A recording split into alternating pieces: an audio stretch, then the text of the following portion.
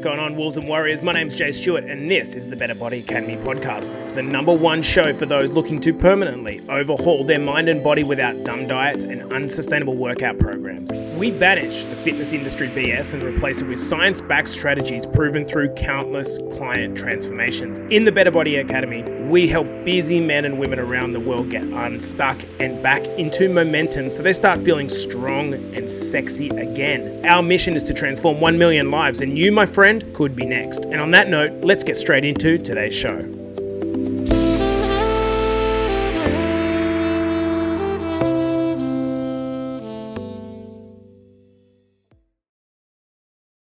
Hey guys, welcome back to the Better Body Academy podcast, the podcast you come to when you're sick of the dumb diets and unsustainable workout programs. And today we are going to be talking about attitude. I want to do a little bit of work on this topic because I think a lot of people at the moment are struggling with these kind of worldwide lockdowns. I've just got news that some people in kind of the central west of Sydney, so going past Sydney, are actually going into lockdown. So obviously the Australian government's making sure that things are contained as much as possible.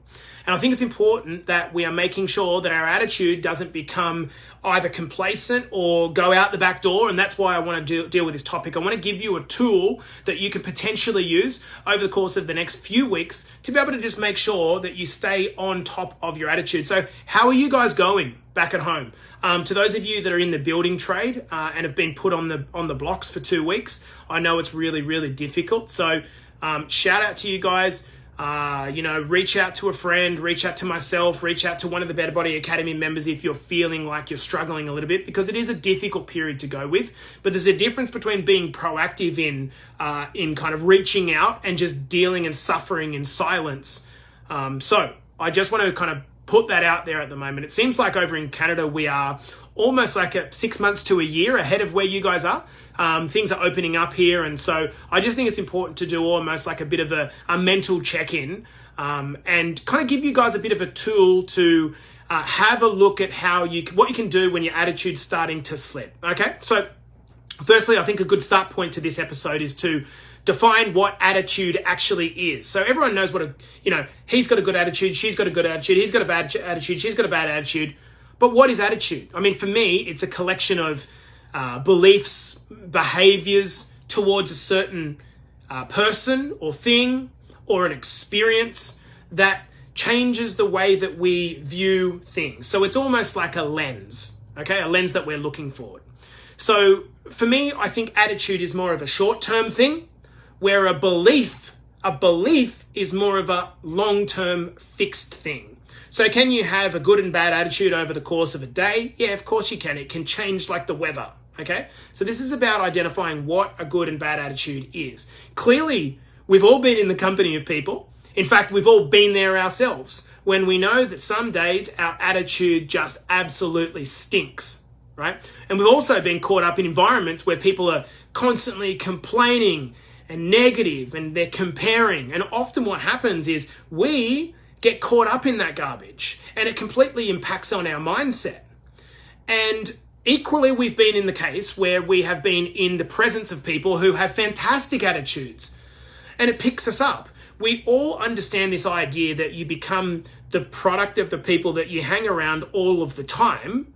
And so what we want to do is look at the relevance of that. So how does that work? How do you become the product of the people that you hang around with? Well, firstly, our attitude is in part going to determine the results that we get. If you are doing something, whether it's something in your transformation or it's something in your love life or whatever it is, any type of transformation that you're making, if you're doing something begrudgingly, how likely are you going to be to do your best with it? If your attitude sucks, the quality of your relationships is going to be horrendous, and this will massively impact your life experience. I'll say that again. If your attitude, your general outlook on life sucks, then it's going to impact upon the quality of your relationships, and this is going to have you feeling quite lonely. And if you're constantly in the environment or the company of people that have a shit attitude, it will be disastrous to your life. As I said, we become the product of the people that we hang around. So one of the most important skills that you can actually develop, and one of the things that we try to teach across inside of the Better Body Academy, is this idea of self-awareness. encouraging men and women to stop reacting to things and instead just take a breath and try to respond using your thinking mind rather than that reactive mind that just keeps coming up. Awareness is almost like the light going on in your life, being able to show you up for the mistakes that you're making, okay? But some of us still get dragged into it, and usually it's when we react to the people closest to us, right? So for me, I'm a pretty self-aware person, I believe, but I still constantly find myself reacting to things that my fiance does, and it's because we react to the people that we're closest to.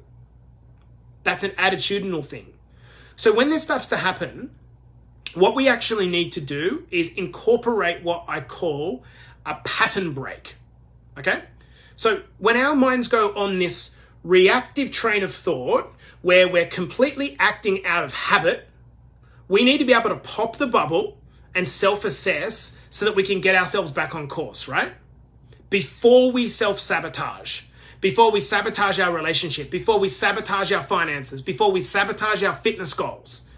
This is often the reason why men particularly, but definitely women, end up eating shit and getting drunk and doing drugs. It's a habitual response to something that's causing us stress and anxiety. So we use this kind of reactive tool of alcohol, drugs, or whatever it is to try to deal with that stress factor. The tool I'm about to teach you is like a filter that you can use to self-assess, and it's powerful. I call it the Attitude Triad, okay? We're going to be talking about that now, the Attitude Triad. It has 3 parts to the Attitude Triad. Now, the way that you use this tool is firstly to be able to screen your own attitude, but secondly, to work out what part you need to self-correct, okay? The first point, focus. So what you do is you use this tool when you feel like your attitude's sucking and you go, number 1, what am I focusing on at this point in time? Often what happens, and you guys know exactly what I'm talking about, is when you are in a negative mindset because someone did something to you, all of your focus is on the thing that they did to you, not how to get out of it, not how to let it go. We're completely intertwined with what our missus, what our husband did to us. And this becomes problematic because do you ever notice that the more you focus on something negative, the more of it you get? And so what happens is there's something called the 90-second rule, and the 90-second rule states that the stress response or whatever it is, the anxious response to a stressful situation chemically lasts about 90 seconds. By that time, all the stress, all the hormones have gone. But what happens is we keep focusing on the negative and the negative keeps coming back to us. And so the first part of this triad that we want to look at is what are we focusing on when our attitude starts to dampen and suck? What are we focusing on? Because if you can change your focus, I want you to think of focus almost like with a magnifying glass. You can condense your thinking down to this thing, and if this thing is just poor me, look at the world, look at me, look what she or he done to me, you're just going to attract more of that. So the first point you need to look at is what are you focusing on when your attitude starts to drop. The second one, number 2, is language. Do you notice how when you get into a negative attitude, your language starts to change, okay? I'm talking about the language that you use to other people and the language that you talk to yourself. As an example, you might be on a fitness transformation and maybe things are getting a little bit difficult. Maybe you're hitting a few plateaus. And what do you start to do? You start to say things like, oh, you know, this program doesn't work and I'm just not sure that this is for me. And you tell it to everyone who wants to listen, polluting the environment around you. Now, you've all been in the company of people that are like this, that are spewing out negativity into their environment and not being conscious of the consequences of that. So one of the second things that we need to do is be mindful of our external language. The second part to this language component is what are we saying to ourselves? Most often when we slip into a negative mindset, the words that we're saying to ourselves are things like, oh, this is just too hard.